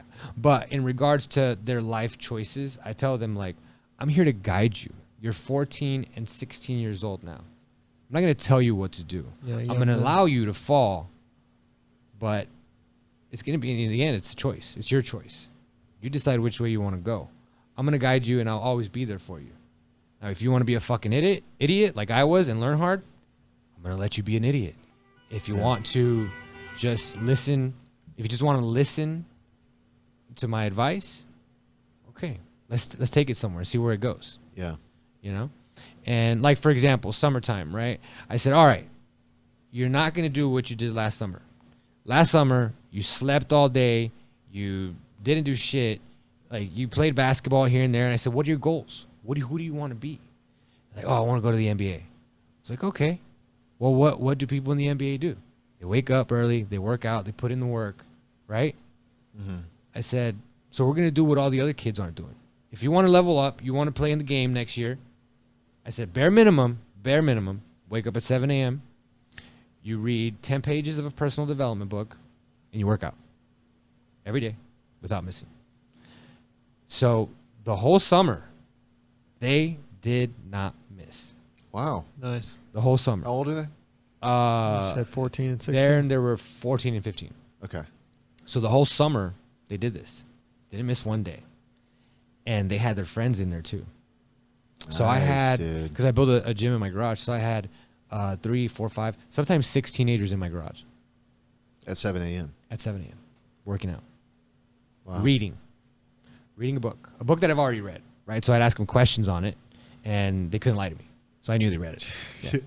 So, and it was just like their attitude, their energy, everything was radiating from them. It was Yeah. just beautiful. Yeah. You know what I'm saying? And now they're in school and the attitude slightly changed. So I have to take my approach towards them a little different now, because it's not them, it's just the environment. I created a positive environment in my home for them, Yeah. for all of them, but now they're around some hood shit, Okay. right? And I can tell. Yeah. How You do know you- how that affects you. Yeah, I know how that affects me. Kind of So how do I counter that? I just keep doing what I'm doing every day and lead by example. Yeah. It's just that, man, they're there so long, you know. It's like, that's what I think, like, man, okay, you get me for this much time. Yeah. But then you get those influences for that much time. Yep. How am I going to win? I mean, that's also draws me into prayer. Just thinking about, like, hey, You just keep doing. I need you to do something for them, God, because these people are causing problems or whatever, you know. So prayer and faith is good, I think, but action is more important. I would say they're equal, you know. I would say they go hand in hand. Yeah, one of my I read this book called If by a guy named Mark Batterson. I don't remember much of the book except for this one line that really stuck with me, and it was pray as if everything depends on God and work as if everything depends on you. Yeah, I love that. That's good. great. Yeah. So, and that's what I do every day. And it's not just my kids. My goal is to spread love, right? How do I do that? And just lead by example. If I can help anybody in any kind of way, I'll do it, right? And if that's by me saying something, me doing something, me showing something, you know what I'm saying? Because you never know who you can influence, Right. you know? And if you spread positivity, you spread love, we all grow. I'm not trying to save the world, but One person at a time. one person at a time, and it spreads. One bite at a time, one could say. Well, that's right. Eating One bite elephants at a time. ministry right here. Yeah, so I guess, you know, in that vein, you know, what do you say to those guys that it just seems like for stubborn men or for prideful men, it takes a strong catalyst, like something bad Pain. to really push us in there. I think. But is there any words that you could say to those guys where you could kind of save them from that and they would change based off, like, is there any advice that comes to your mind where, like, man, if somebody would have told me that, maybe I wouldn't have had to go through. I still wouldn't have Yeah. done anything because I got so much advice growing up, you Right. know? And here's the thing. We all want God. We all want something good in our life. We all want positivity. God is positivity, right? But we're just sucked into this environment. So as I was growing up, I'd always meet people that had the light, and I'd see them, and I'd gravitate towards them, and I'm like, I want what you have. I want what you have. But then I'd start emulating who they were and doing what they did, but then I'd get sucked back into my world, Yeah. Yeah. and I'd get lost. So and it's situation dependent, depending on what the person's going through, but it really starts with you. It starts with you. The answers are within each one of them, each one of us. We just have to put in the work and find them. You have to seek. You have to sit still. You have to listen to yourself and find your answers. Like, this is what I had to do. I'm a stubborn Mexican from a cracked neighborhood. You know what I'm saying? Grew up without a father, grew up broke, Yeah. not knowing what was going to happen in life, fucking scared, right? Yeah. And now I'm here living this life that I never thought. So really, seek from within. Did you know what to do? You just weren't doing it? in regard. Yes, I did know what to do. Yeah. I just, again, I wasn't doing it. Right. Just like I said, my morning routine, I can tell everybody and anybody my routine, but are they going to do it? Probably not. Yeah. Because they think like, oh, your fucking early wake up time, that's going to help me. Your meditation, your prayer, that's going to help me. It absolutely is. Yeah, well, I can almost and guarantee. because most people are full of anxiety and frustration. Like, people can't just lay there and sit there and be still and not think. You'll want to move and jitter and like, I need to. You're built up. You have anxiety. I think a lot has to do. I don't know. You correct me if you think differently, but I think a lot of it has to do with the phones. I think a lot of it has to be with constantly being distracted. That's one. I do think people have a hard time just sitting still with their own thoughts. I think it's just their life, their habits, their actions, what they do on a daily basis, what they think about, what they look at. Mm-hmm. It's your mind, body, spirit. Yeah. You know, and if you're not tapped in to yourself, the world's fucking eating you apart. And here's one thing. So, like, for example, I completely stopped hanging out with all people that would drink. Like, that would drink that I would get in trouble with. Just completely. Like, that's it. I'm done. I'm not hanging out with anybody. I stuck to myself. Like, I wouldn't talk to anybody. So, there was a friend of mine. He stopped talking to me for I don't know what reason. I guess because I wasn't drinking. So just to make it a long story short, we didn't speak for like 6 months. We started talking, and he was working out for a couple months, and so I started giving him some tips, right? Mm-hmm. And then we started hanging out. We hung out for 3 days straight, and he had the same song and dance. I hate my wife. I hate my life. I hate my job, blah, blah, blah. Yeah. And for those three, and I was trying to counter it with positive things, right? So I was telling him all this stuff to try, and he eventually did try it. Yeah. But for the following week, I felt something inside of me that was like negative, like dark. Like I was like, sums up. So I reflected on it, and I was like, it was his energy, his thoughts, what he said. It fucked with me. And like the whole week was shit. And then I stopped talking to him and went back to just doing things myself, doing my meditation, my prayer. And I was back to normal. Yeah. I was back to my happy self. Right? But yeah, I mean, honestly, it takes the inner work. It's you and God. But doing it. Would you say, I've asked this before, but would you say that the drugs and alcohol were the problem or the solution for your life? Like, was it solving something for you? Yeah, it was just pain. I hated life. I was escaping my reality. I hated my reality because I hated who I was. So I felt like I had to drink to feel better about myself, to validate myself. I go to the bar to hang out and talk to these fucking people that didn't give a shit about me because I wanted validation from them. Let's talk about stupid shit and just fucking laugh. Oh, let's look at this one. Like, you know what I'm saying? It was just seeking comfort, validation, and love. I was finding it in the wrong fucking places. Yeah, I think sitting in your thoughts in those moments and realizing you're looking for a solution. Yeah. And realizing that you're going to in the Christian world, we call them like empty vessels. You know, they're just like, they're things where you try and put something in there and it just falls through. Like, it's not going to hold your heart. It's not going to hold your love, you know? So you have a cup and you're trying to fill your cup. Yeah. But at that time, your cup's got a hole underneath. Yeah. And you're just pouring and pouring and pouring. Yeah. My cup is sealed. There you go. My cup is sealed and it's full and it's overflowing. That's right. Yeah.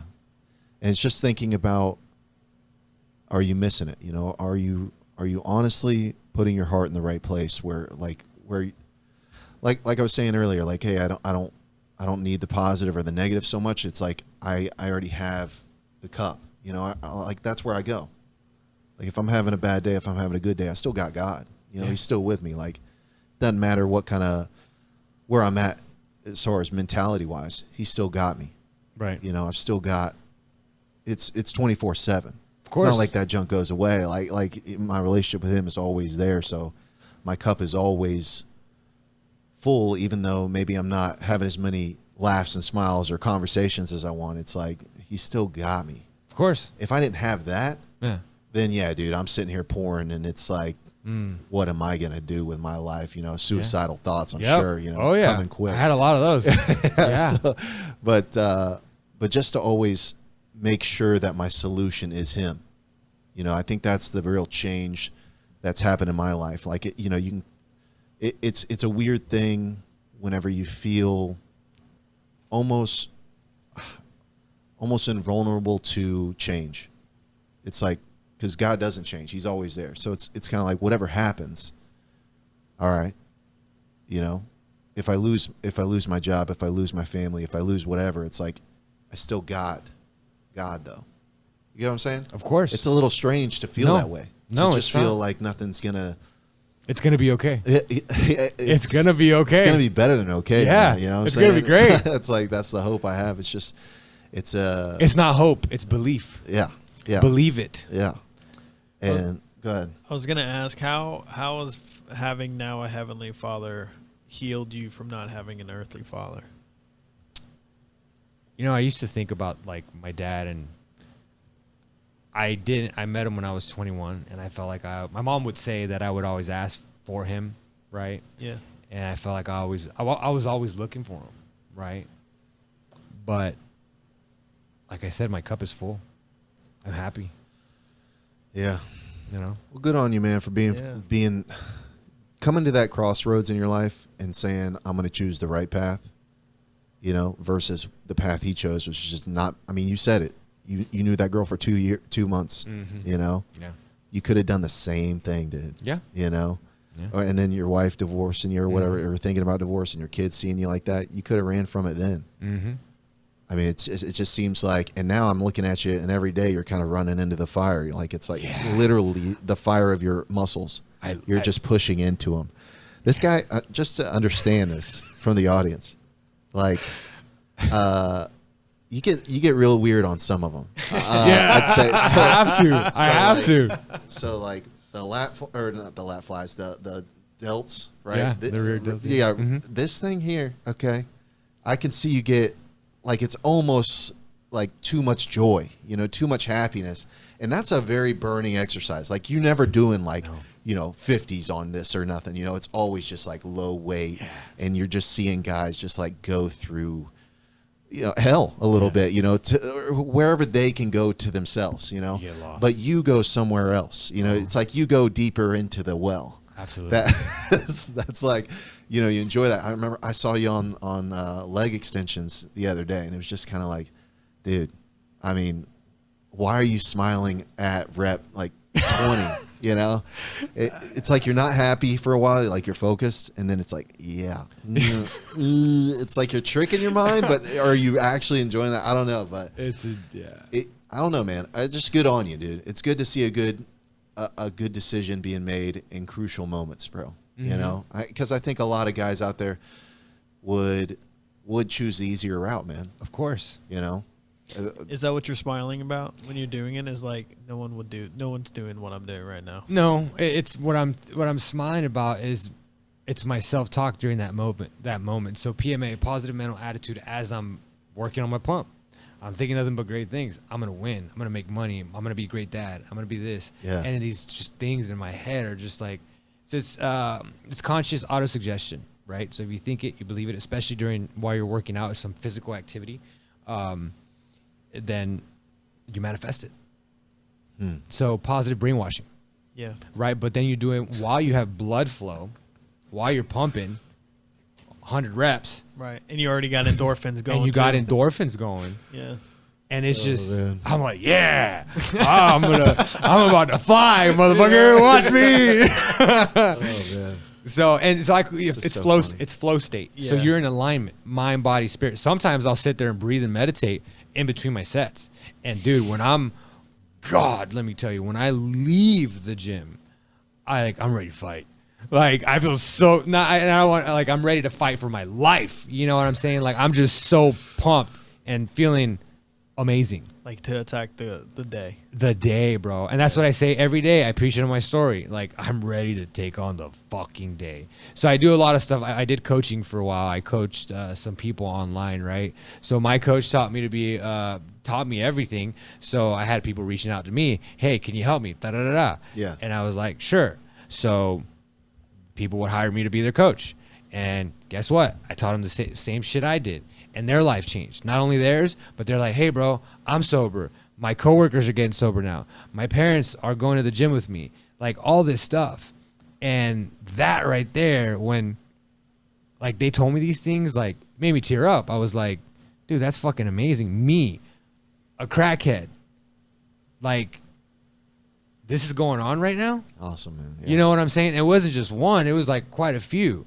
And then even to this day, through my Instagram, I'll have people reach out like, bro, please don't stop. Like, your what you say has improved my marriage. And or other people will say, like, it's helped me a lot because I'm better now, whatever. And it's like, that's fucking awesome, dude. Wow. Yeah. One thing I've learned from moving back from Gainesville to Lakeland, you do not realize how many people are actually watching you. And you don't realize the impact that you have on other people. No clue. None. Mm-mm. None. So your positive actions and you getting after it, I have seen, like what you're saying, other people coming up to me and tell me, like, you know, how I've motivated them and how, you know, all that stuff. And it's a great feeling. Yeah. And I'm like, bro, I'm just in my lane right now. Like, I'm just trying to do my own thing. I'm just focused on myself. Lead by example. Correct. Well, leading by example isn't the best way to lead. It's the only way to lead. That's it. Boom. Oh. Yeah. Yeah. Phil doesn't like my sayings. He doesn't like my little nuggets of wisdom. It's just I'm on a whole different area in my head when it comes to this. I mean, because you're the same way, like PMA kind of stuff. Like you're enjoying. Because is that where you're at, Tony? I don't know if I'm coming in through the mic whenever. I can hear you. Yeah, you are. Okay. Yeah. I am very aware. Again, my life changed a year ago when I moved back. Mm-hmm. And I started the way you talked about it, talking to yourself. I talked to myself like a friend versus how I used to talk to myself, which was, You put yourself you down. piece of shit. Like, Yep. all these things where you're just talking negative that I would never say to like a friend of mine, right? But I mean, there's times, right? Sure. There's times you gotta say you gotta say some stuff, but I would never say things that I would tell myself to a friend. So why am I telling myself that? That's messing up my self-image within myself. Of course. So, Who are you?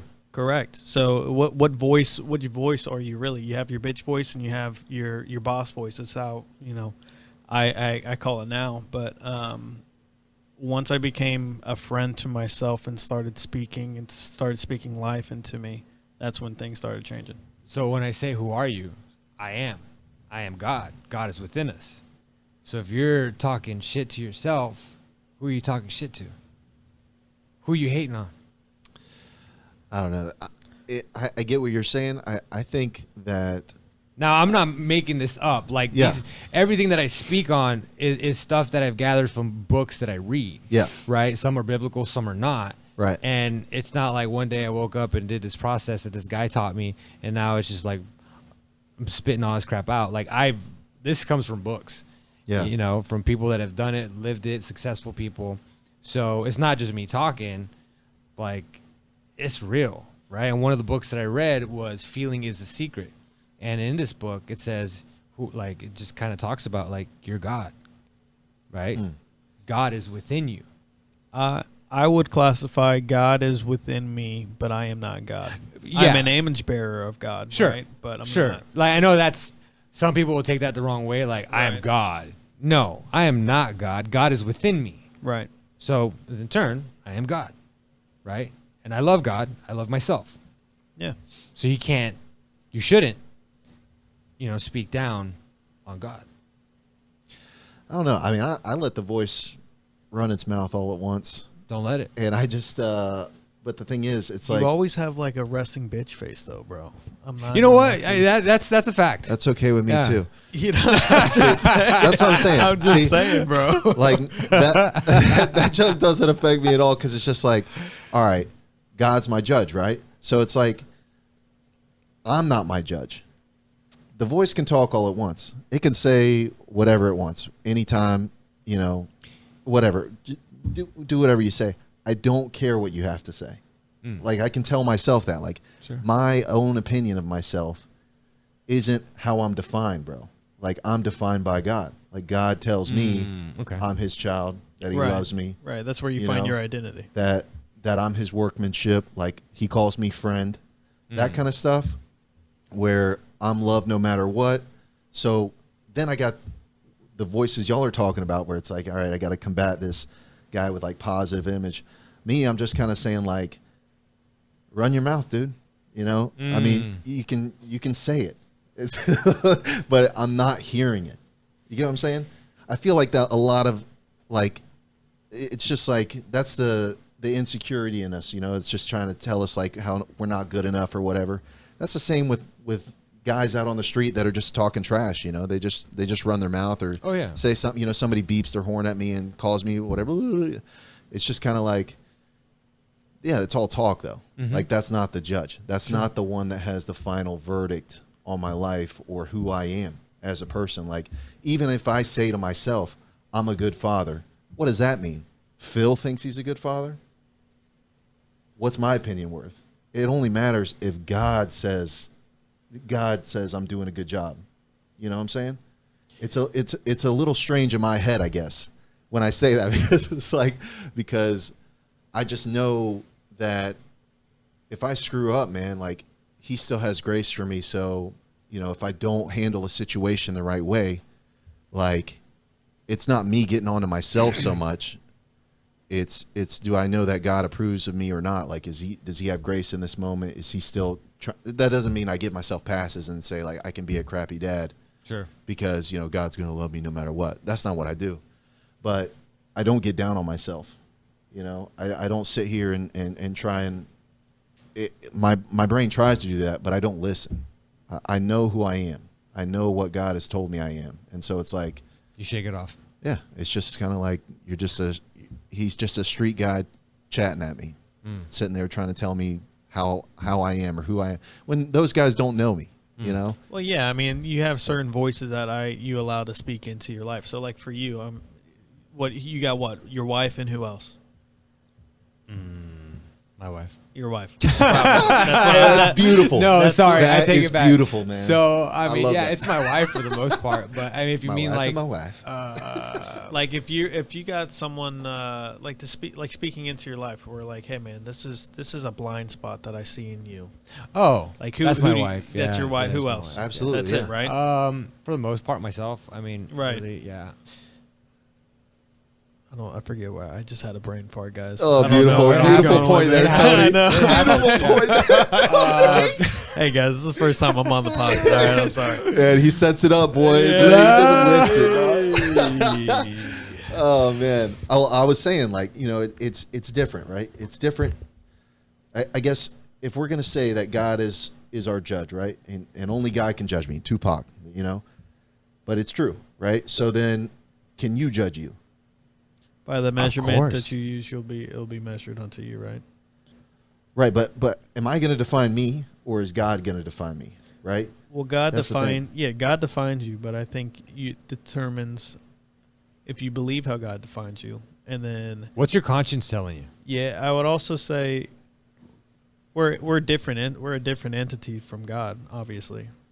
So I think it matters how I view myself, even when I can know that God, that I'm fully loved, fully known, you know, I'm cherished, and just he's wild about me.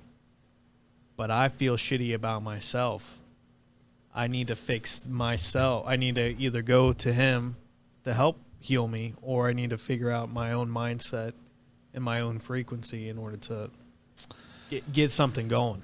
What if your conscience is the authentic voice of God? Dude, next. Get me in that circle, bro. Hey, I'm getting right back to you, dude. I'm getting high right now. I love this. Well, see, yeah, I just think, Tony, that like hearing that, right? I think, okay, so is that putting my opinion above his, though? For me to say, oh, God, you know, God says that that he's always going to be with me. You know, he's always going to love me, no matter what. And I have worth because he's deemed me worthy, you know, to have worth. And then I tell myself, like, yeah, but I think you're a piece of crap. Like, you know, you suck because you didn't do this. Well, go do it. No, it's not that. I think Well, you could be disappointed in yourself. Like if I think of God as a dad, right? That's how I view it, as like a relation, like a fatherly relationship. So I don't want to disappoint my dad, just like I don't want to disappoint my heavenly Father. But I know I'm going to do it. But it doesn't dictate him still being my dad. Right. But if my dad tells me you're a good son and I say, no, I'm not, Why? then I'm not trusting his judgment. Like, I don't believe my dad for saying that. My will is above his. My thoughts are above his thoughts. I'm not trusting that he has the truth because somehow I know the truth, Dad, that I'm not a good son. No, I wouldn't say it like that. I would. For me, it would be more like show me, like help me understand, or like show me. You say I'm a good son. Help me, like show me, like tell me, help me see. Well, I don't need none of that. That's a lack of faith, dog. What I'm saying is God says it, it's written down, and so I'm going with that. Point blank. There ain't no. What's the address? What are we talking about? You know what I'm saying? No, I don't. Okay. Where's he tell us that we're good sons? What? I mean, he calls us his children, dude. It's like it's game, set, match. Then like it's not something where he's like, okay, this can vary, you know, where you're going to be good or bad. It's like, no, you're mine. You're with me. Right. So I just think that, okay, like if I told my daughter, like, I'm proud of you, right? And then my daughter, feeling insecure, she goes, I don't think you're proud of me. Is she believing what I say, or is she believing what she says? Right. Well, I agree with that. Okay. I agree with your point. So then in the same way, in my inner voice, when I'm saying, like, you know, I'm not doing good enough in life or whatever, and I'm not, I guess, and then he's telling me I am, then what am I doing saying anything against the God of the universe? Like, what's my opinion to him? Like, I need to trust his, not my own. Right, but what about when you're fucking things up? He's not going to be telling you you're doing a good job. Well, that's the conviction of the Holy Spirit, which he's calling the conscience. Sure. That's what I'm saying. He's calling me out, sure. But I'm not saying that, but it doesn't change my what standing. happens is immediately this negative voice wants to send me down and get me all despaired and like, oh, I suck. Right. Oh, this is what. Right. I don't listen to that. That's negative, yeah. I let it talk. Yeah, I let it run. Don't let it talk. I don't listen to it, dog. Shut that bitch up. I just it can shout it all at once, but I'm like burpees. All right. Burpees. Either your muscles are gonna scream or the voice is gonna scream. Yeah. Get to choose. I'm sorry. This was it's like it got deeper than I expected on the how I guess how I walk with God. It's just kind of like I don't listen to all I'm saying my is opinion of me.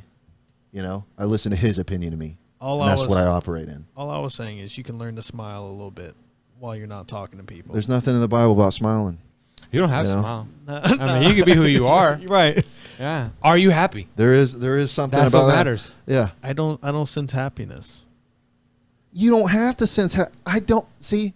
You're the guy on the corner right now saying you don't look happy enough. You have RBF, and I'm over here like, okay, I'm good. I'm gonna still live my life, dude. Like I'm still executing. Yeah. Right, you know what I'm saying? If you're good, you're good. Like there's nothing I need to change based off of somebody else's opinion.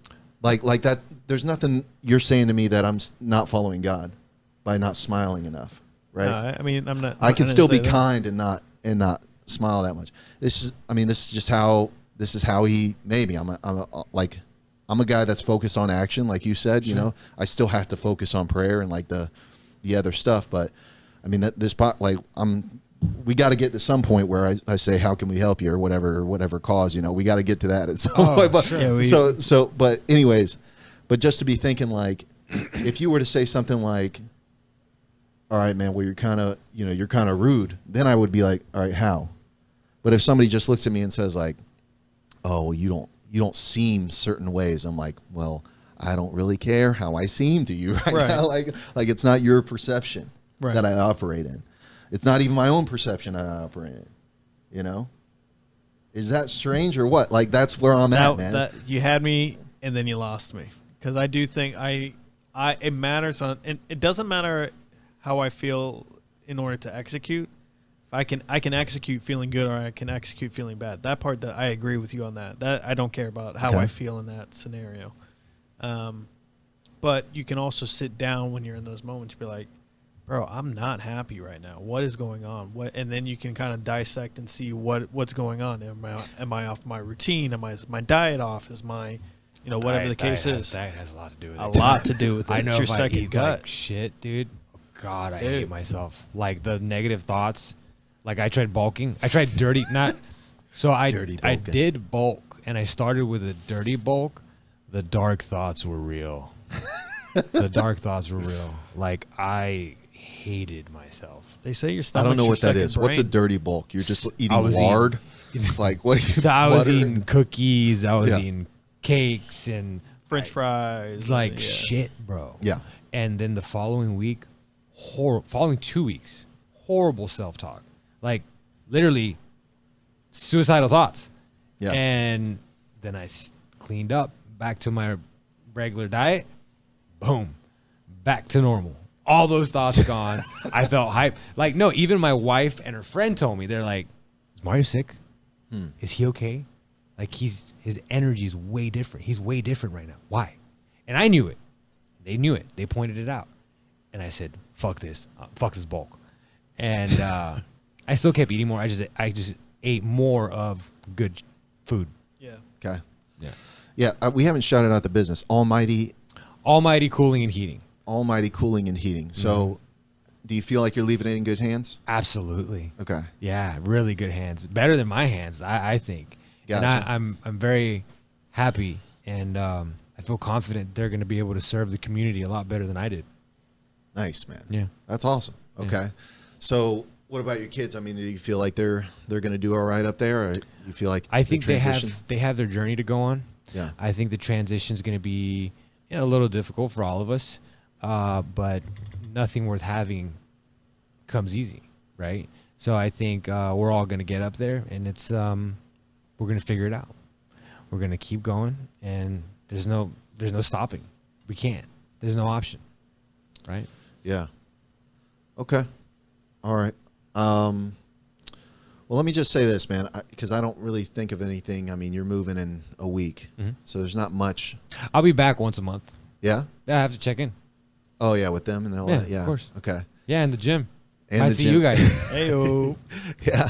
If you want to text me, I'll try and Yeah, get I'll- up there at your dang, Dude. midnight hour or whatever. And I'll make sure I'll go to Just Move instead of Southern. Because I do like going to Southern in the morning because it's just in and out. It's nice, bro. but for me, it's like way out of the way.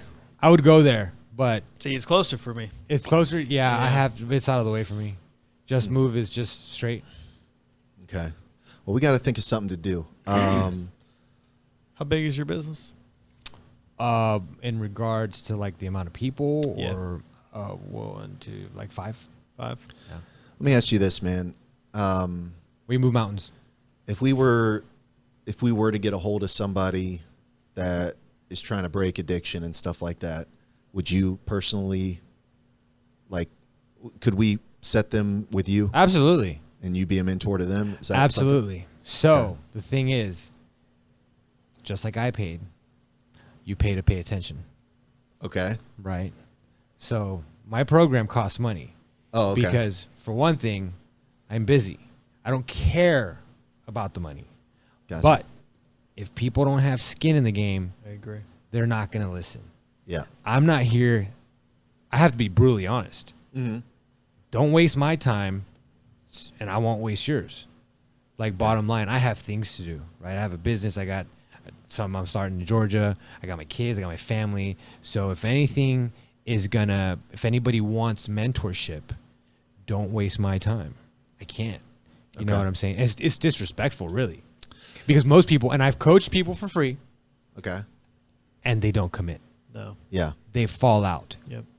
What if we did something like this? If we did a scholarship where if they succeed through the program, No. we will support them financially, but not initially. They have to put up the skin in the game first. And Okay, then if so- they follow through the Right. program, The scholarship will pay for it. Reimbursement. Absolutely. Absolutely. Okay. Because they have skin in the game. They have Yeah. something there. Hey, I'm going to commit. What are we talking here? What's a just So an it depends. estimate? It depends on the program. Okay. So What I have program would you fitness- offer to you 2 years Oh, ago? me? So my program would be $4,000 for 3 months. 4 G's for 3 months. Mm-hmm. Dear God. All right, we can't promise that, dude. We're not. Budget cuts, man. You know how it is. All right, So let me- no, and I get it. So and here's the thing. Mm-hmm. So after my $7,500 investment, I invested probably close to $50,000 into myself. Okay. I put it on credit cards. Not all of it. I've repaid some of it, the majority of it, all of Okay. it. So it's already been like paid for. A lot of it I paid for cash, but it was the best investment that I ever made. Okay. And now I can invest more into my business. Mm-hmm. I can invest. I could buy vehicles because for me, $200 was crazy to spend. Like, you know, and then here I go giving this guy money online. That absolutely changed my life. Yeah. And that is priceless. I mean, I met him in California. I hung out with him in Miami several times, and this stuff saved my life Yeah. and many others. Was it your version of like burning the bridges? Like I'm going all in. Like All in. There's no going back. Absolutely. Yeah. We got on the island and we burned the ships. Yeah. There's no going back. Okay. So, You have to want it so bad that you're just, I didn't know what else to do. I had to give something. And that's how I got my results. You've seen my befores and afters, right? I saw like briefly. Look, can you send it to us? We'll use it as a thumbnail for this Okay, thing. sure. Yeah. We'll have your body up there as on our YouTube. It's all on my Instagram. So Mario D Fit on Instagram. Yeah, I follow him. I'll get it. I'll get him. What if we did this, man? What if we just tried to be that guy for somebody in Mario's situation? Like if somebody reached out to us and they needed 3 months of somebody, that could be the bite of the elephant. You know? Maybe that would work. That's a big commitment, but I'm down to do it. I mean, if this guy's life's changed. It works. It's not like I know exactly what to say, but I know how to be like present. Right. You know, just be there for somebody and try my best. I'll talk to anybody. Yeah. But if somebody's looking, who knows? There has been people, they go to AA, they do something, you know, but my thing is mentally, physically, spiritually, and always in my spiritual version, right? Mm-hmm. I'm transformed. I'm tapped in. Okay. You know what I mean? Like for me, it's all of it. You have to be aligned. Find alignment. Mind, body, spirit. You're whole. Yeah. That's why I'm psychotic in the gym. That's why I'm psychotic with my wake up routine in regards to meditation, prayer, and all of it.